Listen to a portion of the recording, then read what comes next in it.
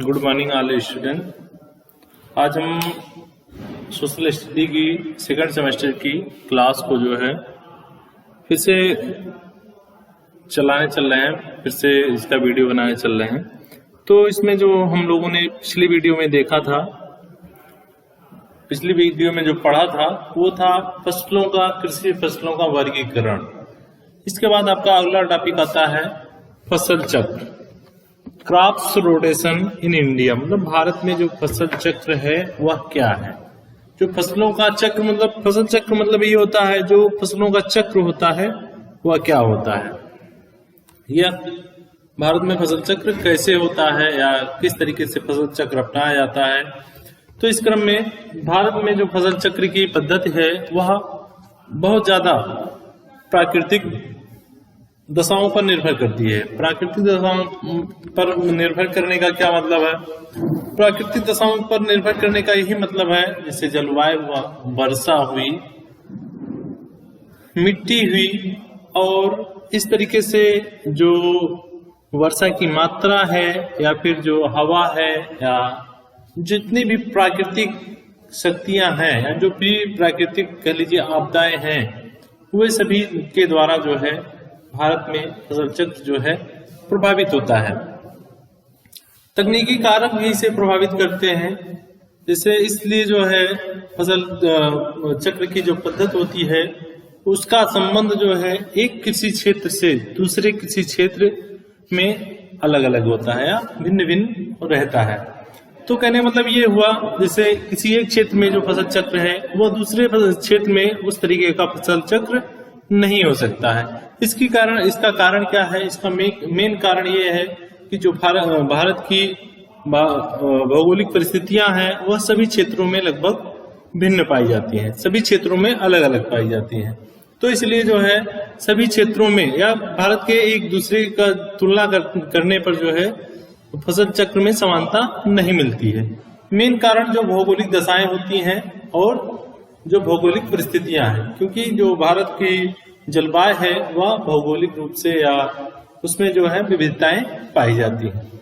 तो इस तरीके से ये भारत जो है बहुत बड़ा देश है जिसमें जो है भौगोलिक दशाओं में बहुत ज्यादा भिन्नता मिलती है। कहीं पर ज्यादा बरसात, कहीं पर कम बरसात, कहीं सूखा।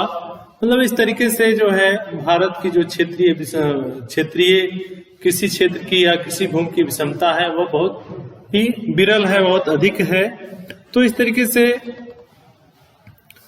भारतीय कृषि अनुसंधान, जिसको काउंसिल ऑफ एग्रीकल्चर रिसर्च ने जो है भारत को अनेक फसल चक्र क्षेत्रों में विभाजित किया है। जैसे पहला क्षेत्र है, जैसे चावल का क्षेत्र है, तो इसमें जो है चावल का क्षेत्र है, चाय का क्षेत्र है या जूट का क्षेत्र है। तो ये क्षेत्र जो है प्राय पूर्वी भारत के लिए उपयोगी माना गया है। गेहूं क्षेत्र में उत्तरी भारत में जितने भी प्रदेश आते हैं, जैसे पंजाब हुआ, हरियाणा हुआ, उत्तर प्रदेश हुआ, ये सभी जो है गेहूं क्षेत्र में आते हैं। इसके बाद है कपास क्षेत्र। कपास क्षेत्र में आपका गुजरात है, महाराष्ट्र है, ये सभी आते हैं। मक्का और मोटा अनाज में जो है महाराष्ट्र है, मध्य प्रदेश है, ये सभी आते हैं। इसके बाद है बाजरा तथा तिलहन का जो क्षेत्र है वह हिमाचल प्रदेश है। तो इस तरीके से जो काउंसिल ऑफ एग्रीकल्चर रिसर्च ने जो है भारत के फसल चक्रों को विभिन्न तरीके से विभाजित किया है। तो इसके बाद जो है आपका अगला टॉपिक इसमें बनता है कृषि का महत्व।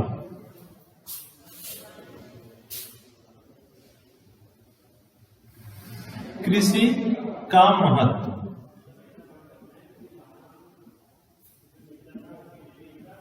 कृषि का महत्व। कृषि का महत्व का क्या मतलब है? देखिए, जो कृषि है वह हमारे भारतीय अर्थव्यवस्था की मेरुदंड है या एक प्रमुख साधन मान लीजिए, जहां एक ओर जो है ये रोजगार भी प्रदान करती है तथा बहुत सारे लोगों का, जो भारत में निवासी हैं उनमें बहुत सारे लोगों को जो है लोगों का जीविकोपार्जन का एक साधन है।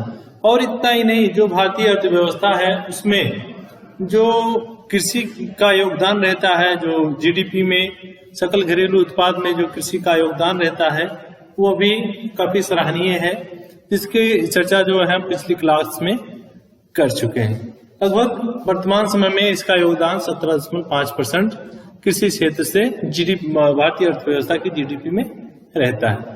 तो इस तरीके से जो है कृषि का महत्व जो है हमें अनेक बिंदुओं के द्वारा जो है इसको स्पष्ट किया जा सकता है।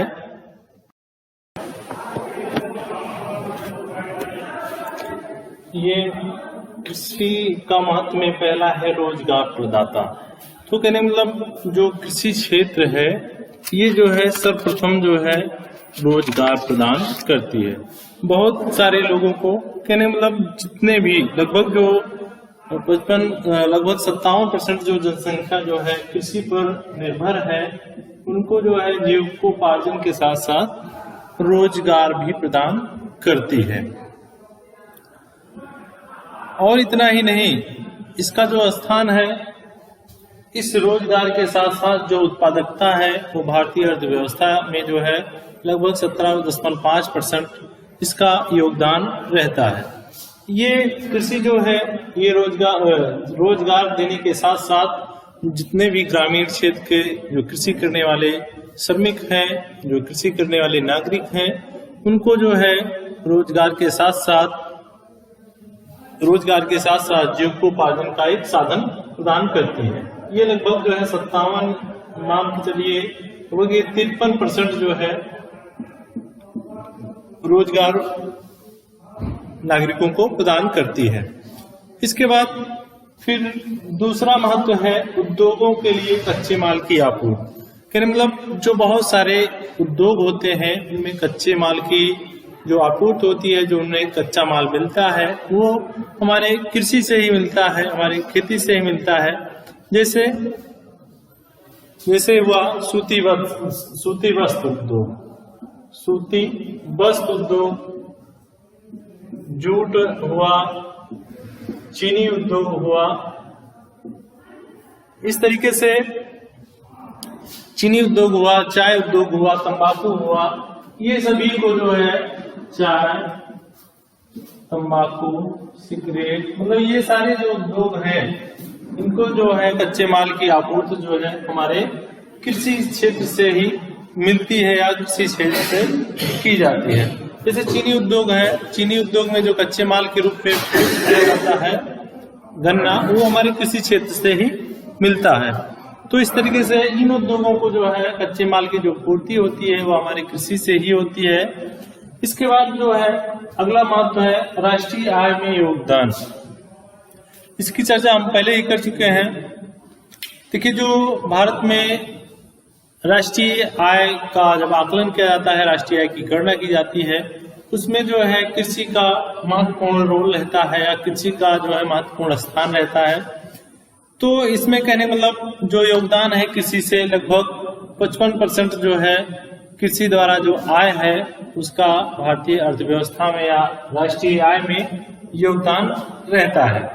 परंतु ये तो 55% जो है ये स्वतंत्रता के बाद की बात है।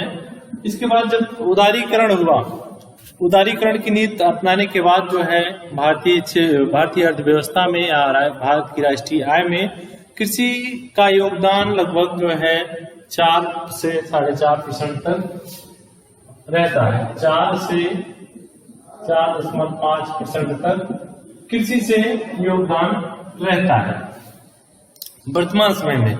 ये आंकड़े जो है 2016-17 के हैं। ये जो राष्ट्रीय आय में योगदान कृषि का रहता है वो 4 से 4.5%। ये 16-17 के जो आंकड़े हैं उनसे जो है उनसे लिया गया है। इसके बाद भारत में फिर अगला महत्व है कृषि में पशुओं का प्रयोग। कहने मतलब वर्तमान समय में बड़े पैमाने पर कृषि में जो है पशुओं का प्रयोग किया जाता है। विश्व में जो है अगर पशुओं की गणना की जाती है या पशुओं की संख्या का आकलन किया जाता है या गणना की जाती है तो पशुधन जो है सबसे अधिक लगभग जो है 45 करोड़ सामान्यतः जो है 45 करोड़ पशुधन भारत में है। और इतना ही नहीं, इन पशुधन से जो दुग्ध का उत्पादन होता है, उस दुग्ध उत्पादन को देखा जाए तो इसमें जो है भारत का स्थान प्रथम है या पहले पायदान पर है। ये जो हमने पशु की गणना लगभग बताई 45 करोड़,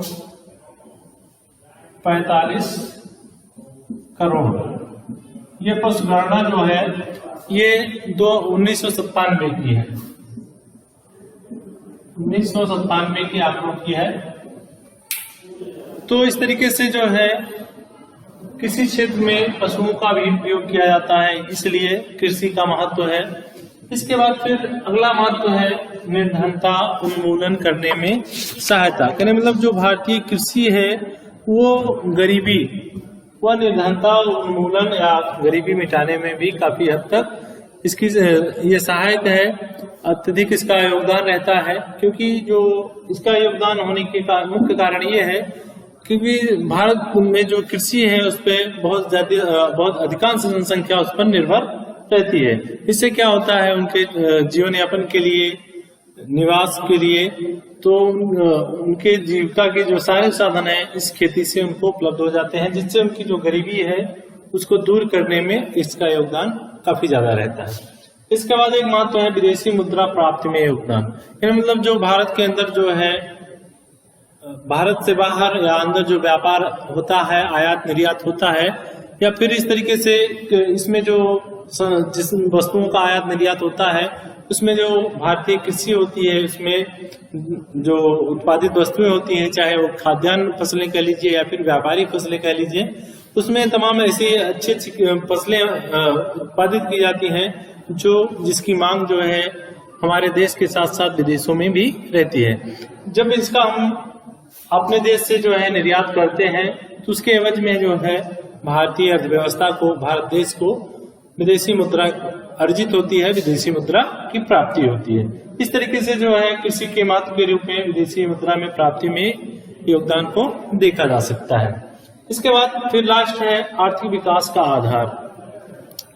कहने मतलब अगर देखा जाए तो जो भारतीय अर्थव्यवस्था है, जो भारत देश है, उसका जो मेन जो रीढ़ है या मेन जो बिंदु है वह जो है कृषि है, या मेन व्यवसाय जो है वह कृषि है।